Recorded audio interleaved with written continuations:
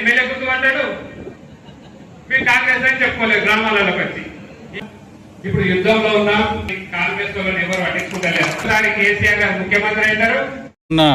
మద్నూర్ మండలంలో జరిగిన బీఆర్ఎస్ సమావేశంలో జిల్లా స్థాయి నాయకులు, మాజీ ఎమ్మెల్యేలు, ప్రజాప్రతినిధులు పాల్గొని మాట్లాడారు.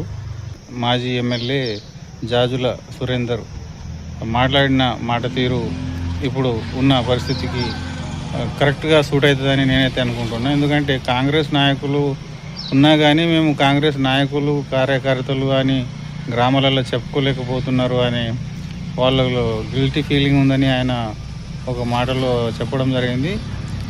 నిజానికి చూస్తే వాస్తవ పరిస్థితి కూడా అదే విధంగా కనిపిస్తుంది.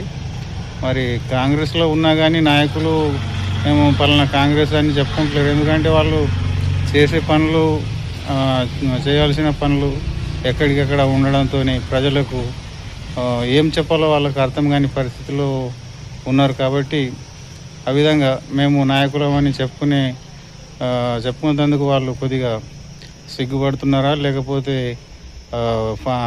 అంటే అభివృద్ధి పనులు చేస్తున్నా కానీ అవి సక్రమంగా చేపట్టడం లేదా అనే అంశం వారికి లోపల కుంగిపోయినట్టు అటు ఎమ్మెల్యే కేర్ చేస్తలేడు, ఇటు ప్రజలు కేర్ చేస్తలేరు అనే ఒక భావన వాళ్ళ మనసులో ఉన్నట్లు వాళ్ళకు అనిపిస్తుంది.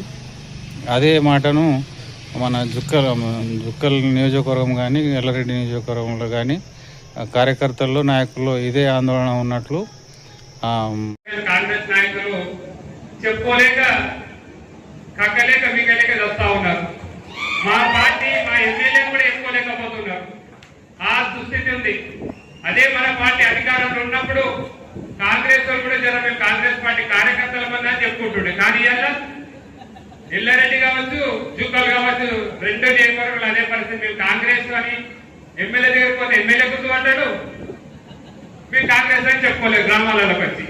ఇవాళ జుక్కల నియోజకవర్గంలో ఉన్న పరిస్థితి అది. మనం చేయవలసిందంతా ఇప్పుడు యుద్ధంలో ఉన్నాం, అధికారంలో లేదు.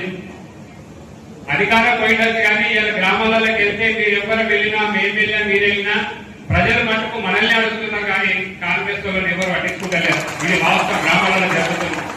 కష్టపడితే మనం అందరం కష్టపడితే మరొకసారి కేసీఆర్ గారు ముఖ్యమంత్రి అవుతారు. రైతులకు న్యాయం చేసిన రైతం, రైతులను రాజులు చేసిన రైతం. ఇవాళ రైతులు ఏ విధంగా ఇబ్బంది పడుతున్నారో మీరందరూ కూడా చూస్తూ ఉన్నారు. 3-4 నెలలు కష్టపడి పంట పండిస్తే 2 నెలలు అవుతుంది. ఇవాళ కళ్ళకి మొక్కలు పోతలేవు, జొన్న